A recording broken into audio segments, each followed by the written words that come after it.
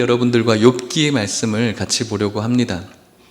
굉장히 유명한 스토리이고 또 이 말씀을 몇 해 전에도 같이 나눈 적이 있었는데 다시 한번 이 말씀이 우리 가운데 되새겨지면서 주시는 그런 은혜가 있었으면 좋겠습니다. 아시는 것처럼 욥이라는 사람은 좋은 사람이었습니다. 성경에서 그를 표현하기를 욥기 1장 1절 말씀에 이렇게 말을 하죠. 우스 땅에 욥이라 불리는 사람이 있었는데 그 사람은 온전하고 정직하고 하나님을 경외하고 악에서 떠난 자더라. 우리들이 정말 하나님 앞에 이런 평가받고 싶지 않습니까? 온전한 사람이죠. 정직하죠. 하나님을 경외하죠. 악에서 떠난 사람. 아주 교회에서 우리가 본받아야 될 그런 스탠다드의 모습이라고 할 수 있을 것 같습니다. 이렇게 영적으로도 굉장히 대단한 사람이지만 또 그가 가지고 있는 여러 가지의 또 스펙도 굉장히 좋았죠. 2절, 3절, 4절 말씀은 이렇게 말합니다. 그에게 아들 7과 딸 3이 태어나니라. 다복했죠. 3절에는 그의 소유물은 양이 7,000마리요 낙타가 3,000마리요 소가 500결이요 암나귀가 500마리이며 종도 많이 있었으니 이 사람은 동방 사람 중에 가장 훌륭한 자더라. 가진 것도 굉장히 많은 거예요. 교회도 열심히 다니는데 가지고 있는 것도 많고 다복하고 여러 가지 평판도 좋은 사람, 이런 사람이 되고 싶지 않습니까? 아멘이시죠? 아멘 하셔도 괜찮겠습니다. 네, 이런 분들이 우리 이곳에 나오신 여러분들이었으면 좋겠습니다. 하나님 보시기에 온전하고 정직하고 경외하며 악에서 떠나고 이렇게 신앙생활을 잘할 뿐만 아니라 다복하고 또 여러 가지 재정적인 소유의 그런 은혜도, 그런 복도 있었으면 좋겠습니다. 이것이 욥의 모습이었는데 이런 모습 가운데 사단이 하나님 앞에 이야기하는 거예요. 욥이 괜히 경외하겠어요? 욥이 괜히 하나님을 그렇게 경외하겠습니까? 욥이 괜히 하나님을 그렇게 의식하면서 살아가겠습니까? 그가 가지고 있는 것 때문에 그렇게 하지 않겠습니까? 까닭 없이 하나님을 그렇게 경외하지 않습니다 라고 사단이 하나님 앞에 고발하게 된 것이죠. 그러자 하나님께서는 그게 아니다라고 사단의 그런 시험을 허락해 주십니다. 그래서 아시는 것처럼 하루아침에 그가 가지고 있는 모든 소유물을 잃게 되어지는 것, 자녀들과 소유물을 하루아침에 잃어버리게 되어지죠. 견딜 수가 있을까요? 견딜 수가 없습니다. 소유물을 그렇다 치고 자녀들을 잃는 그 슬픔보다 큰 슬픔은 이 세상에 존재하지 않습니다. 여러분들이 지금까지 살아오시면서 오늘날도 마찬가지죠. 조그만 손해도 우리들에게는 잘 용납되지 않습니다. 그 조그마한 손해 때문에 오늘 여러 가지 사건 사고가 일어나지 않습니까? 근데 조그마한 손해가 아니라 자녀를, 소유물도 완전히 잃어버리고 자녀들도 잃어버리고, 최근에 기사를, 자녀를 잃어버린 분에 대한 기사를 봤습니다. 어릴 때 자녀를 잃어버리고 온 평생을 그 아이를 찾기 위해서 모든 것들을 포기한 그 아버지의 이야기였는데, 자녀를 잃어버린다라는 것은 그의 삶이 완전히 무너지는 그런 삶이죠. 얼마나 비참한 그런 모습입니까? 현실을 살아갈 수 없는 그런 모습이죠. 그렇게 잃어버린 분들도 이곳에서 같이 예배 드리는 것으로 저는 알고 있습니다. 그것을 극복하고 이기는 것은 정말로 쉽지가 않습니다. 그런 그를 성경은 그렇게 잃어버린 그의 모습을 이렇게 평가를 합니다. 1장 22절 말씀에 보면은 이 모든 일에 욥이 범죄하지 아니하고 하나님을 향하여 원망하지 아니하니라. 하나님을 원망하지 아니했다라는 것이죠. 어떤 잘못된 일이 생기고 문제가 생기고 고통이 생기게 되어지면 우리는 이것에 대한 풀어야 될 대상을 찾습니다. 그래서 이 문제가 어디서부터 왔는가라고 하면서 나에게 상처를 주었던 그 누군가에게 그것을 돌리기도 하고, 또 세상이 이래서 그래 라고 세상을 향해서 원망하기 시작합니다. 그러면서 하나님을 또 원망하기도 하죠. 믿는 사람들은. 믿지 않는 사람들도 하늘이 무심하시지 라고 하면서 하늘을 원망합니다. 그런데 욥은 이런 상황 속에서 하나님을 원망하지 않죠. 그러자 사단이 소유물이 아니라 저 사람 아마 자신에게 육체적인 고통이 오면, 병이 나면은 아마 다를걸요? 라고 하자 또 하나님께서 생명을 취하지 않고 다른 것들을 허락하십니다. 2장 5절 말씀에 이렇게 말하지 않습니까? 이제 주의 손을 펴서 그의 뼈와 살을 치소서. 그리하시면 틀림없이 주를 향하여 욕하지 아니하겠나이까. 그러자 하나님께서 허락하시고 온몸에 종기가 나기 시작합니다. 얼마나 가려운지 잿더미에 앉아서 옹기조각 하나 가지고 자신의 살을 벅벅 긁어대고 있습니다. 고통스럽죠. 뿐만 아닙니다. 2장 9절 말씀에 보면 그의 아내가 그에게 이르되 당신이 그래도 자기의 온전함을 굳게 지키느냐? 하나님을 욕하고 죽어라 라고 얘기합니다. 아내까지도, 사랑하는 아내까지도 그런 처량한 남편의 모습을 바라보면서 이렇게 힘들고 어렵고 문제가 많고 비참한데 여전히 하나님을 원망하지 않고 있는 그 남편을 향해서 하나님을 욕하고 죽으라는 거예요. 모든 것을 가지고 있을 때만 해도 정말 자신을 존경하고 사랑했던 아내였는데 그 모든 것들이 없어졌어요. 이것이 어쩌면 굉장히 일반적인 모습이라고 할 수가 있겠죠. 아내가 나쁜 사람이 아니에요. 아내가 나쁜 사람이 아니에요. 어쩌면 일반적인 우리들의 모습이에요. 저의 모습이고요. 그렇게 열심히 했는데 우리가 뭐 그렇게 잘못했는데 이런 고통을 받아야 되는가? 당신 몸도 지금 제정신이 아닌데 하나님이 살아계시면 어떻게 이럴 수가 있는가? 라고 하면서 하나님 없어. 하나님 욕하고 그냥 죽어버려 라고 하는 것. 이것이 세상이 교회를 바라보는 시선이기도 하고 우리 안에서 스물스물 올라오는 그런 마음이기도 하다라고 생각을 합니다. 그리고 난 다음에 엘리바스, 빌닷, 소발 세 친구들이 와서 이 욥을 위로하려고 왔는데 이 욥이 완전히 옛날 모습이 아닌 거예요. 완전히 그 삶을 잃어버린 처참한 페인의 모습으로 있으니까 친구들도 가까이 감히 가지를 못하는 거죠. 그리고 이제 위로하는 말을 하기 시작하는데 그것이 계속 욥을 찌르는 말이 되어 오죠. 그 찌르는 말 속에 욥은 하나도 위로받지 못했어요. 근데 그 말들은 다 성경적인 말들이고 분명히 맞는 말들이었거든요. 어디서 이 고통의 문제가 왔을까? 너가 어떤 잘못을 했을까? 그것을 계속해서 살펴보라는 거죠.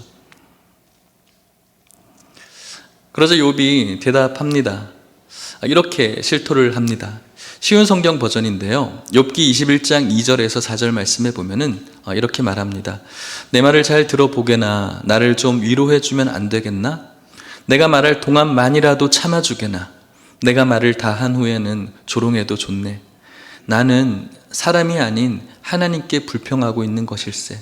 왜 나라고 마음이 급하지 않겠는가? 결국은 욥의 마음 속에 하나님을 향한 원망과 불평이 있었다라는 것이죠. 없는 줄 알았는데 이야기를 나누다 보니까 나는 자신의 하나님을 불평하고 있는 거예요. 그 불평하는 것은 어디서부터 오는 것일까요? 문제에서부터 오는 것일까요?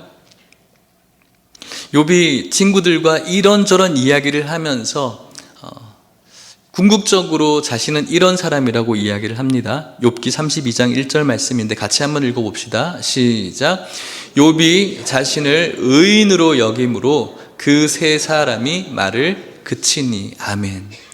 자신이 의인이라고 여겨졌거든요. 나는 아무 잘못 없는 사람. 나는 아무런 잘못이 없기 때문에 결국은 하나님을 원망하고 불평하는 거예요. 원망과 불평은 자신에게 있지 않고 늘 타인에게 있어요. 내가 지금까지 하나님을 경외하고 악에서 떠나고 온전하고 정직한 나, 사람들에게도 좋은 인정을 받고 있는 내가 뭐 그렇게 잘못했을까? 그런데 왜 나에게 이런 고통이 찾아오는가? 나를 의롭게 보기 시작하는 거죠. 나같이 신앙생활 하면은 이 정도면 괜찮지 않은가? 그런 나를 평가하게 되어질 때 여러 가지에서 오는 그 고통을 받아들이지 못하고 외부에서 그 고통의 원인을 찾기 시작하면서 결국은 나 지금까지 잘 살았는데 하나님 왜 그러시죠? 내가 뭘 그렇게 잘못했습니까? 하나님, 나 정도면은 정말 열심히 살지 않았습니까? 라고 그러면서 하나님을 이 속으로는 원망하고 불평하고 있는 것이죠. 그런 가운데 하나님께서 욥에게 나타나셨습니다. 38장 1절 2절 말씀에 보면 그때 여호와께서 폭풍우 가운데서 욥에게 말씀하여 이르시되 무지한 말로 생각을 어둡게 하는 자가 누구냐라고 묻는 겁니다. 호통치는 겁니다. 무지한 인생아, 무지한 것으로 지금 어두운 생각, 어리석은 생각에 빠져서 자기 마음대로 이야기하고 있는 자가 지금 누구지? 라고 묻고 있는 거예요. 그러면서 하나님께서는 이 세상의 창조물들을 이야기해 주면서 그것을 운행하는 법칙들, 운행하는 것들, 도대체 네가 알고 있는 것이 뭐 그렇게 대단하다는 것이냐라고 여러 가지의 이야기를 해주고 있는 것입니다. 그러자 욥이 하나님의 섭리와 절대적인 주권에 대한 하나님의 그 말씀을 듣고 난 다음에 무지한 말로 생각을 어둡게 하는 자가 누구냐라는 그 물음 앞에 욥기 42장 3절 말씀에 보면은 이렇게 고백을 하는 것이죠. 같이 읽어볼까요? 시작. 무지한 말로 이치를 가리는 자가 누구리이까? 나는 깨닫지도 못한 일을 말하였고 스스로 알 수 없고 헤아리기도 어려운 일을 말하였나이다. 아멘. 주님, 무지한 말로 이치를 가리는 자가 저였습니다 라고 고백하는 거예요. 하나님께서 무지한 말로 생각을 어둡게 하는 자가 누구지? 하나님, 무지한 말로 하나님 말씀을 듣고 보니까, 하나님 앞에 서서 하나님께서 주신 그 음성을 듣고 보니까 무지한 말로 이치를 가리고 있는 자, 이 어리석은 자가 바로 저였습니다. 저는 깨달은 줄 알았는데 하나님께서 어떠한 일을 해가고 계신지 늘 깨닫고 있는 자인 줄 알았는데 나는 깨닫지도 못한 일을 지금까지 아무런 생각 없이 말했습니다. 스스로 말할 수 없는 사람이었는데 늘 스스로 뭔가 아는 것처럼, 나는 하나님을 경외하니까, 나는 악에서 떠난 자이니까, 정직한 자니까, 온전한 자니까 나는 어느 정도 하나님을 아는 줄 알았어요. 그래서 언제나 사람들에게 이것이 하나님의 뜻이다 라고 말했습니다. 그런데 나는 알고 보니 스스로 알 수 없는 자였어요. 말할 수도 없는 자였어요. 헤아리기도 어려운 일을 저는 지금까지 말했어요. 바보같이. 여러 가지 평판과 여러 가지 내 삶 속에서, 내 종교 생활 속에서 오는 그 나의 모습에 지금까지 제가 속고 살았습니다 라고 하나님 앞에 고백하는 거예요. 그리고 이 욥이 무엇이라고 말하는 겁니까? 4절 말씀 같이 읽겠습니다. 시작. 내가 주께 대하여 귀로 듣기만 하였사오나 이제는 눈으로 주를 배움나이다. 아멘. 지금까지 자신이 알았던 하나님은 어떤 하나님인가? 귀로 들었던 하나님이었던 거예요. 관념적인 하나님이었죠. 자신의 조상들로부터 들었던 하나님, 배웠던 하나님, 책을 통해서 알았던 하나님, 말씀을 어떤 누군가가 하는 사람들이 전해줬던 거기서 자기가 들었던 하나님을 관념적으로 알고 있었고, 그런 하나님이 이런 하나님일 것이다라고 여러 가지 방대한 분량의 지식은 있었지만 그 지식적인 체계가 가슴으로는 내려오지 않은 거예요. 하나님, 어떠한 일이 있어도 하나님은 원망하면 안 돼 라고 해서 그것을 내가 알고 있었기 때문에 여러 가지 힘듦과 어려움이 있어서 의지적으로 하나님을 원망하지 않았죠. 하나님을 모르는 상태여서 어떤 율법과 전통을 지키려고만 했었죠. 그런데 그것은 머릿속에 있는 지식에 불과했고 그것이 가슴으로는 내려오지 못한 거예요. 지금까지 귀로만 하나님을 들은 것이죠. 그런데 이제 하나님 앞에서 하나님께서 주신 깨달음을 얻고 나니 이제 자신이 어떤 존재인지 깨달은 거예요. 알고 보니까 껍데기였던 것이죠. 아무것도 아니었던 것이죠. 나 딴에는 지금까지 신앙생활 오래 했고, 나 딴에는 모태신앙이고, 나 딴에는 장로의 자녀이고 목사의 자녀이고, 나 딴에는 여러 가지 종교 서적도 많이 읽고 성경도 많이 읽어서, 나 딴에는 기도원도 많이 가서 뭔가 은사 받은 것 같지만 결국은 하나님 앞에 서고 보니 지금까지 내가 이해할 수 없는 말을 내 마음대로 짓거렸던 그런 나의 모습이었다는 거예요. 하나님께서 이 세상을 어떻게 운행하고 계시는지, 어떠한 계획과 어떻게 섭리하고 계시는지에 대해서 조각들 정도 알고 있으면서 마치 다 알고 있는 것처럼, 그러면서 나를 의롭다라고 여긴 것이죠. 내가 얼마나 예배를 많이 드리는지, 열심히 드리는지, 내가 얼마나 헌금을 많이 하고 자주 했는지, 내가 얼마나 교회에서 여러 가지 일을 하고 직분을 맡고 있는지, 그것이 나에 있어서 나를 정의하는 의가 되어져 버린 거예요. 그리고 실제적인 하나님 앞으로는 한 걸음도 가까이 나가지 못했던 것이죠. 그리고 하나님 앞에서 내가 어떠한 존재라는 사실을 발각되는 그 순간, 하나님, 나는 아무것도 아니었군요. 그것을 깨닫고, 하나님, 이제는 정말 제가 하나님을 보게 되었습니다 라고 고백하는 거예요. 하나님을 본 자, 하나님을 머리로 알고 있는 자가 아니라 하나님을 가슴으로 본 자는 결국 어떻게 하게 되는 것입니까? 6절 말씀 같이 읽어볼까요? 시작. 그러므로 내가 스스로 거두어 드리고 티끌과 제 가운데에서 회개하나이다. 아멘. 티끌과 제, 죽음과 같은 것이죠. 가장 추악한 곳이죠. 생명력이라고는 없는 곳이죠. 그곳에서 자신의 어리석음과 지금까지 자신의 교만함을 회개하기 시작하는 거예요. 괜찮은 사람이었거든요. 여러분들이 보는 존경할 만한 그분이었거든요. 근데 그 사람이 이제 저는 아무것도 아니고 자신의 교만함과 자신의 어리석음을 하나님 앞에 회개하기 시작한 거예요. 그리고 여러분께서 아시는 것처럼 하나님께서 모든 것들을 회복시켜 주는 것이 욥기의 마지막이죠. 사랑하는 성도 여러분, 여러분들은 하나님을 어떻게 보고 계십니까? 신앙생활 지금까지 몇 년 정도 하셨을까요?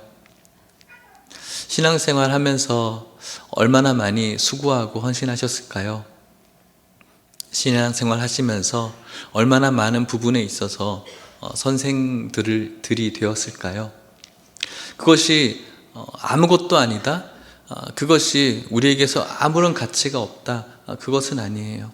하지만 혹시 여러분들이 신앙생활하는 그 신앙생활의 기간 동안 귀로 듣고 있는 그 하나님, 또 관념적인 하나님에 혹시 멈춰 있진 않습니까?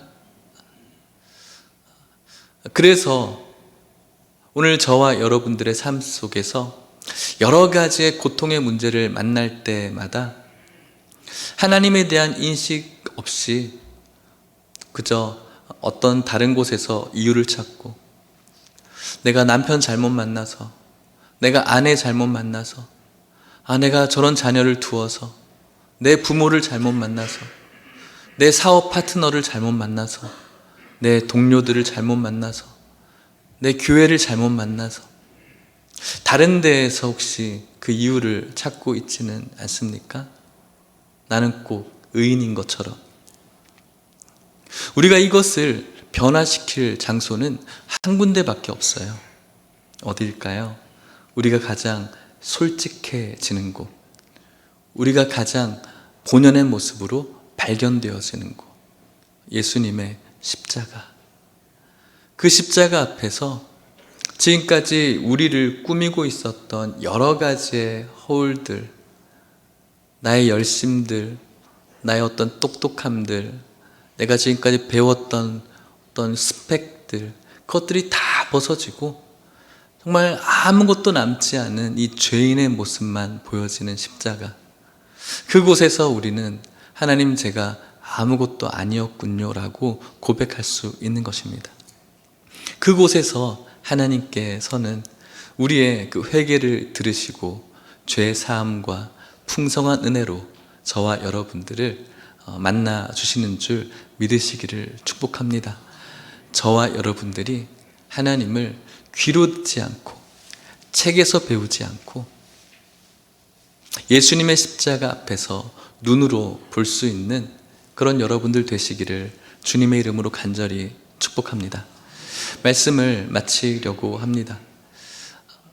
욥이 많은 것들을, 모든 것들을 다 잃어버렸어요. 그런데 놀랍게도 욥이 잃어버리는 모든 과정 가운데 그를 떠나지 않는 분이 계셨어요.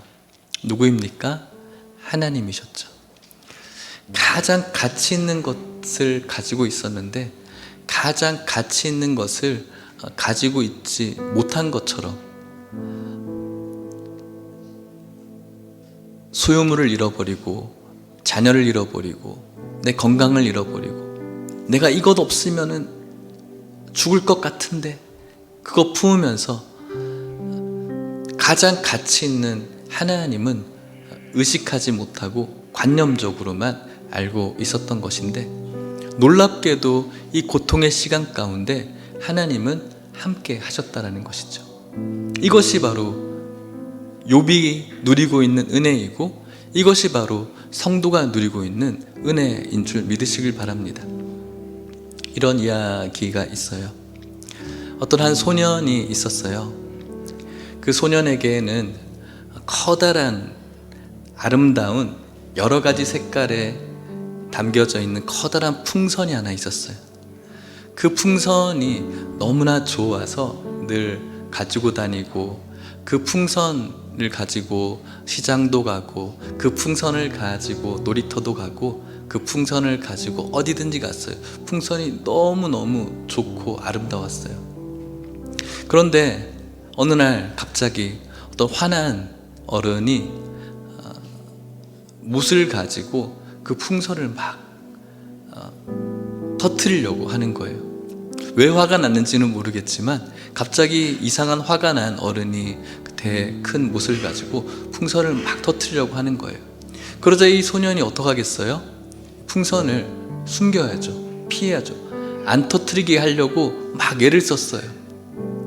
애를 쓰고 애를 쓰다 결국은 그 큰 못에 풍선이 찔렸는데 큰 구멍이 났고 바람이 슝 빠지면서 하늘로 풍선이 올라가게 된 것이죠. 지금까지 그 소년에게 있어서 가장 행복했던 그 풍선이 하늘로 올라가 버리자 가장 큰 고통과 슬픔과 아픔을 가진 사람이 되어져 버렸어요. 그런데 이 소년이 그 풍선이 올라간 하늘을 바라보는데 그날따라 하늘이 얼마나 아름다운지 파랗고 높은 하늘을 보기 시작하는데 방금 자신에게 없어져 버린, 잃어버린 그 풍선보다 더 아름다운 하늘을 느끼게 된 거예요. 늘 풍선을 가지고 있었을 때에도 하늘은 여전히 있었거든요. 그런데 늘 이 풍선만 자신에게 있어서 가장 큰 즐거움이 될 것이라고 생각했던 거예요. 그리고 그 풍선을 잃어버리고 난 후에야 비로소 진짜 아름다움을 발견하게 된 것이죠. 오늘 욥의 이야기가 저는 이런 이야기가 아닌가 생각해 봐요. 자신이 가지고 있었던 그것만 있으면 행복할 것 같았지만 그것을 다 잃어버리고 난 다음에 하나님께서 그때도 나와 함께 하시는구나 라는 것을 깨닫게 되어지고 그 하나님은 내가 풍선을 가지고 있을 때에도 여전히 계셨는데 관념적으로만 있었지 눈으로 볼 수가 없었던 것이죠. 오늘 여러분들이 살아가는, 그리고 제가 살아가는 그 인생 가운데 여러 가지 고통의 문제들이 분명히 있다라고 생각합니다. 오늘날도 만나고 있고 아직 만나지 못한 분들이 있을 거라고 생각이 들어요. 그 풍선이 못에 뚫려서 날아가 버리면 내 모든 것이 망가질 것 같은 그런 두려움에 휩싸일 것 같지만, 그 고통의 문제를 지나가는 동안에도 우리 하나님께서는 여러분들과 함께하고 있음을 믿으시기를 축복합니다. 우리의 머릿속으로 알고 있는 그 관념적인 하나님이기 때문에 그 고통의 시간에도 하나님을 느끼지 못하는 우리의 불의한 우리의 문제이고, 하나님은 여전히 여러분들과 함께하고 있다는 사실을 믿으시기를 축복합니다. 그래서 오늘 여러분들이 살아가는 연약한 삶 속에서, 상처 입은 삶 속에서, 소망 없는 삶 속에서 오늘도 함께 하시는 그분을 여러분들이 눈으로 보기를 축복합니다. 오늘도 여러분들을 인도하시는 그 하나님을 눈으로 바라보시기를 축복합니다. 오늘도 지켜주시는 하나님을 여러분들의 눈으로 바라보시기를 축복합니다. 그것이 바로 예수님의 십자가 앞에서 가능하다는 사실을 믿으시고, 오직 주님밖에 없음을 날마다 찬양하며 이번 한 주간도 승리하시는 모든 성도님들 되시기를 간절히 축복합니다. 우리 같이 찬양하고 기도하시겠습니다.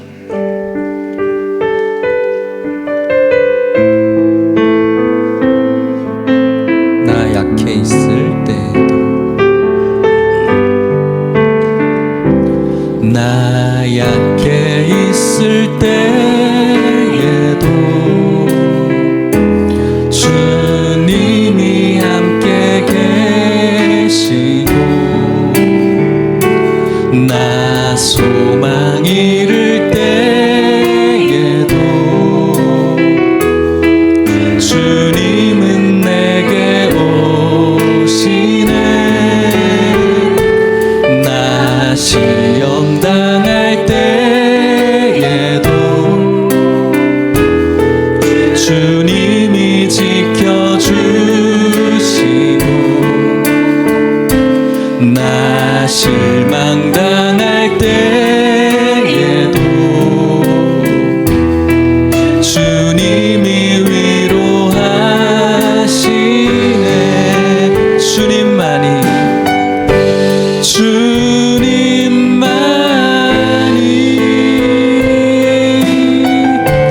내 힘이시며, 오 주님만이 날 도우시네. 오 나의 주님, 내 아버지여, 오 나의 주님, 내 사랑. 다시 한번 고백할까요? 나 약해 있을 때에도, 나 약해 있을 때 주님께서 그때도 주님이 함께 계시고, 나 소망 잃을 때에도 주님은 내게 오시네. 나 시험 당할 때 주님이 지켜주시고, 주님이 나 실망당할 때도, 나 실망당할 때 주님이 위로하시네. 주님이 위로하시, 오직 주님입니다. 주님만이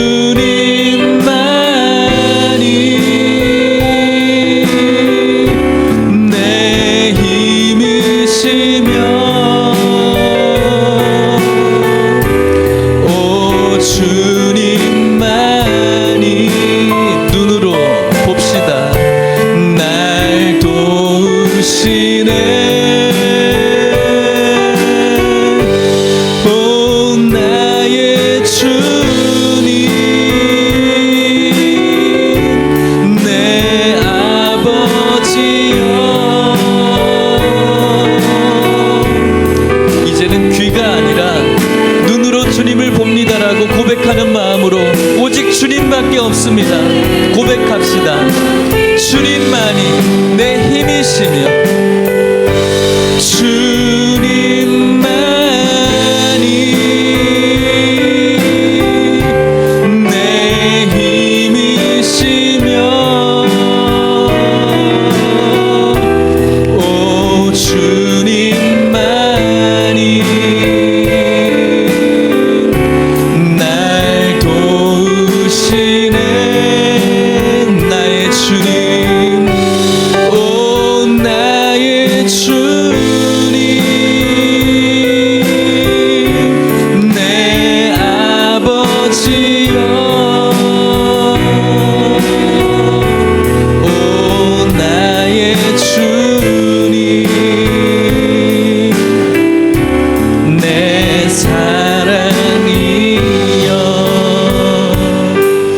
잠시 기도합시다.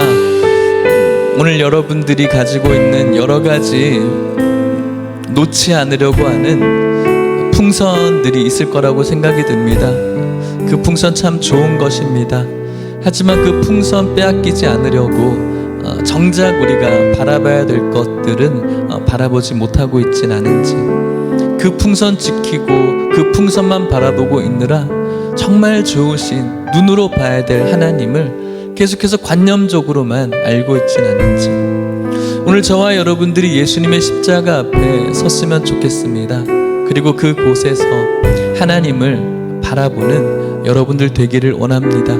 그런 마음으로 기도하시고 여러분들의 모든 고통의 문제와 시간들 속에서 여러분들이 움켜쥐고 있는 풍선보다도 더 위로가 되어지고 여러분들을 지켜줄 수 있고 여러분들에게 다가오시는 하나님, 살아계신 하나님을 날마다 발견하시는 여러분들의 삶들 되어지시기를 소망하시면서 우리 같이 한번 기도하시겠습니다. 하나님 아버지 감사합니다. 오늘 주의 귀한 말씀을 통해서 우리가 가지고 있는 여러 가지의 풍선들을 지키느라고 하나님을 보지 못하는 우리의 모습, 우리의 어리석음을 발견합니다. 하나님, 우리의 교만입니다. 우리의 죄입니다. 하나님 아버지를 날마다 바라보는 우리 모두가 되어지게 하여 주시옵소서. 하나님 아버지, 우리가 오늘날 지키려고 하는 것들, 우리가 가지려고 하는 것들, 우리가 재미를 품으려고 하는 것들 때문에 진정으로 바라봐야 될 가치를 잊고 살아가지는 않는지 돌아봅니다. 지금까지는 귀로만 들었다면 이제는, 정말 이제는 예수님의 십자가 앞에서 주님을 볼 수 있는 은혜를 허락하여 주시옵소서.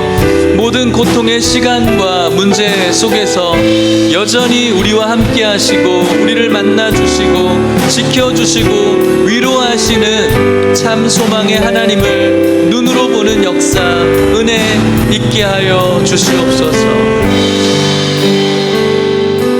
좋으신 하나님 아버지, 오늘 욥을 바라보면서 인생을 살아가는 우리들의 삶 속에 우리들의 모습을 발견하게 됩니다.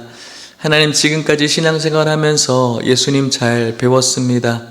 지금까지 신앙생활하면서 예배도 많이 드리고 신앙생활하면서 성경도 많이 읽어보고 훈련도 많이 받아보고 섬겼습니다. 하지만 하나님 아버지, 그것이 오늘 꼭 우리들을 평가하는 잣대가 되어서 참 괜찮은 사람인 것처럼 나를 스스로 포장하고 있진 않은지 돌아보게 하여 주시옵시고, 예수님의 십자가 앞에 우리를 발견할 수 있는 은혜를 허락하여 주시고, 귀로 듣는 하나님이 아니라 눈으로 볼 수 있는 하나님 되어지게 하여 주시옵소서. 오늘 내가 놓지 않으려고 하는, 빼앗기지 않으려고 하는 그 풍선에 초점을 맞추면서 진정으로 빼앗기지 말아야 될 것, 놓치지 말아야 될 것에 대해서 외면하고 있진 않은지 돌아보게 하여 주시옵시고, 오늘도 여전히 살아계시고 역사하시며 모든 약함과 모든 시험과 실망 속에서 우리를 위로하시고 함께 하시는 그분을 발견하는 그런 축복된 성도가 오늘 이곳에 있는 모든 분들 되어지게 하여 주시옵소서.